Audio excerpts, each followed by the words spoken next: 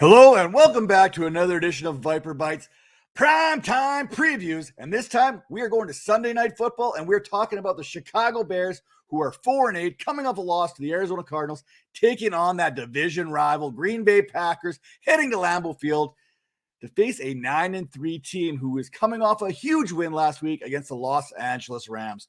Now, let's get right into this one. Let's get right into that tail of the tape. And we have to start with the Bears and that quarterback position. Out with Andy Dalton, back in comes Justin Fields. He will be under center this week as the Bears continue to see what they have in their first round selection. Now, we know he needs these reps to get better. He needs these reps to improve.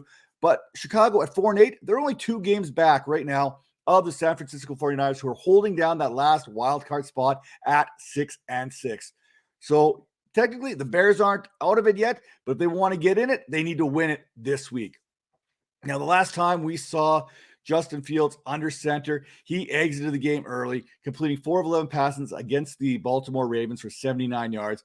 Going back a little bit further, that game against the Steelers, 17 of 29 for 291 yards. He also added 45 yards with his legs, showing us, you know what? The Comet code, that's a real thing, and Justin Fields can make a difference with his legs and his arms. His groove was looking good. We were feeling good about what Justin Fields could do, and then he was sidelined with those ribs. Now, hey, you know what? This matchup against the Packers, it's not ideal. The Packers, they are 8th in the NFL in points allowed to opposing quarterbacks this season, allowing less than 17 points per game. They've allowed 2,853 yards through the air and 21 touchdowns.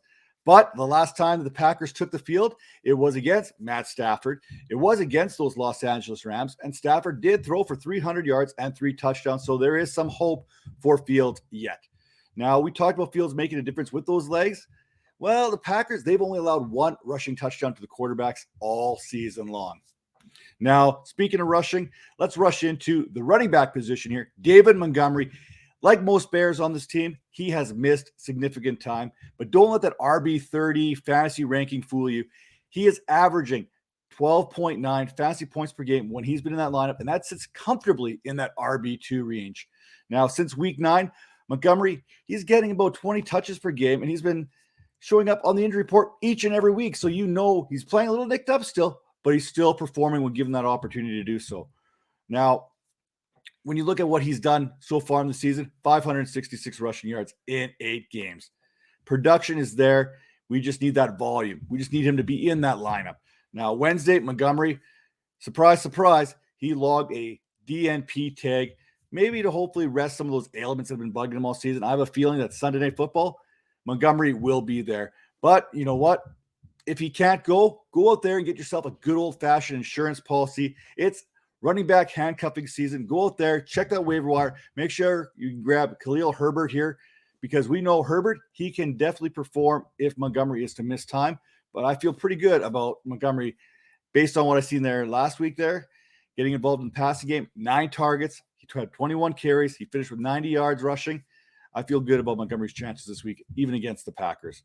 Now, without looking, who is the 24th ranked wide receiver when it comes to receiving yards? It's Darnell Mooney. It's a trick question. You know I love Darnell Mooney. He's my guy. He's been my guy since April or something like that. Now, he has posted 721 receiving yards, with a lot of that production coming in 2 of the last 3 games, where he has posted respectively 121 yards and 123 yards against the Lions and the Ravens. Now, true, the Cardinals did limit him to about 27 yards last week, but I'm willing to forget that based on what I've seen in the last 66.6% of the games that he's played. Now, for Mooney, the targets, they have been there regardless of whomever's under center. He has seen 5 or more targets in every game this season but 1, and that was back in week 3 against the Cleveland Browns, and he only saw, I think it was 4 targets in that game. Now, over the last 4 weeks, Green Bay is allowing 42 fantasy points per game to the wide receiver position and have allowed 5 touchdowns over that same period of time. They had a bye week in there, so you know there's opportunities for these wide receivers for the Bears to get involved. Now, can Justin Fields sync up with Mooney after missing time? That's going to be a wait-and-see approach. I'm hoping. I got a lot of hope. Speaking of hope, Allen Robinson, the hope is always going to be there. You just cannot trust him. You can hope. Hope is a great thing, but you know what? We've been waiting and waiting all season, and we've been seeing very little. In fact, he's produced almost as much on the injury report as he has on the field. Now, regardless, for whatever reason, Allen Robinson has not been able to produce with whoever's under center, whether it's Andy Dalton, whether it's Justin Fields. And this is saying something because he's been able to produce with just about every quarterback that he's played with throughout his career. Now, he is a soon-to-be free agent at 28 years old. He's looking to secure that bag, get that shiny new contract. So maybe down the stretch, we see a rejuvenated Allen Robinson. Maybe whatever's ailing him he's been nicked up since the start of the season. Maybe he's getting right. Maybe we see a little bit. But that's me just putting out hope because I'm a big Allen Robinson truther.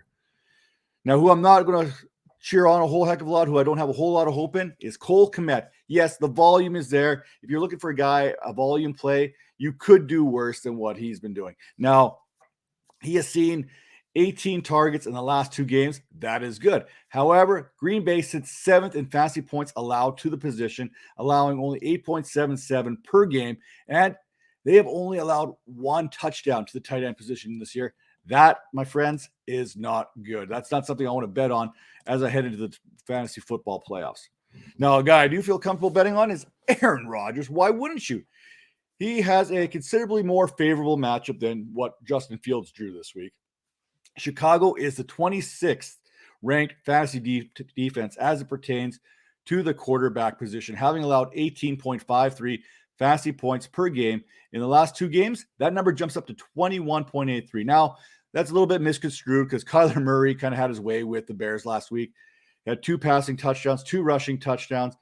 Now, for Rodgers, he comes into this one throwing for 290 yards or more in 3 straight contests and 6 touchdowns in the last 2 games, boosting him up to QB 10 on the season with 228.4 fantasy points.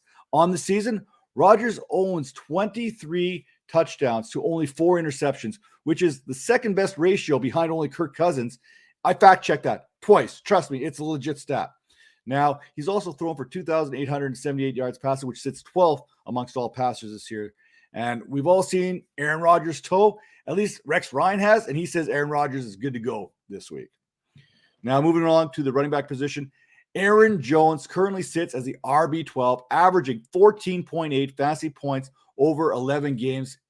Meanwhile, his backfield partner, A.J. Dillon, he has also been very productive in his touches, averaging 10.8 fantasy points per game. He actually sits 26th amongst fantasy running backs. So basically, you've got a low-end RB1 and a low-end RB2 in the same backfield. Now, Chicago, they are right in the middle when it comes to points allowed for fantasy to the position, having allowed 1,206 rushing yards and 7 touchdowns this season on the ground. That, along with some production in the passing game, has led to 22.23 fantasy points per game allowed this season.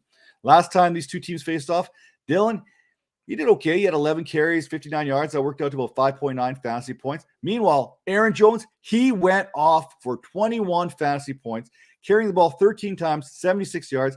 He had 34 yards on 4 receptions, and one of those resulted in a score. So I feel pretty good about both backs this week. Now, I also feel good about Devonte Adams because he is the main man for Aaron Rodgers. It's like pinky in the toe. And you know what? Never mind. I'm not even going to go there. It was pinky in the brain, pinky toe. You know what? Forget what I just said. Now, Adams, he is ranked 5th in PPR receiver as far as receivers go this year in fantasy, having accumulated 218.3 fantasy points in 11 games. He has hauled in 80 receptions for 1,083 yards. That yardage, that is the 3rd best mark amongst receivers. Now, whenever the Packers need a key play, it's been Adams, who happens to be the first in the progression when it comes to the checkdowns, whatever you want to call it. He is in the top 5 when it comes to that in first down receptions with 53. We've seen what Adams can do. Last time these 2 teams got together, 89 yards. Now, since that game, Adams has been averaging 83 yards per game, but has gone over 100 yards in the previous 2 contests while adding a couple touchdowns in there as well. So will Adams be able to three-peat the 100-yard club, or will the Bears be able to contain him like they've been able to contain the other receivers that they faced the last 4 weeks, having only allowed 21.77 points to receivers over the last 4 games? Now, another wide receiver to kind of keep an eye on, Marquez Valdes-Scantling. He is becoming Devonte Adams' Robin, so to speak. Now, over the last 2 games, MVS, he has recorded 173 yards on 19 targets. Now, I know. We have seen this show before from Valdes-Scantling. He is the definition of a boom-bust play. His average depth of target is 19.4 yards, with a nice 75-yard reception thrown in there just for good measure. I'm not here to sit here and tell you to start MVS while you're battling for a playoff position, but he's definitely one of those make it or break it type players that you will either look like a genius or look like a fool. And mama never raised no fool. So I'm probably sitting MVS this week. Now, at the tight end position, Mercedes Lewis, he got a new contract. So there's that going for him, I guess. Yeah, you're not starting Mercedes Lewis. But you know what? You're going to sit back, you're going to enjoy Sunday Night Football, and head over to fantasypoints.com, enter promo code 21Vipers10, and get 10% off that subscription today. And while you're watching, if you're still watching this, hit that thumbs up button, hit that subscription to the Vipers Network. If you're listening to us on Apple, Spotify, Pocket Cast, Anchor, whatever that podcasting platform may be, take a second, rate and review. And as always, hit me up on Twitter at Matt Donnelly FF.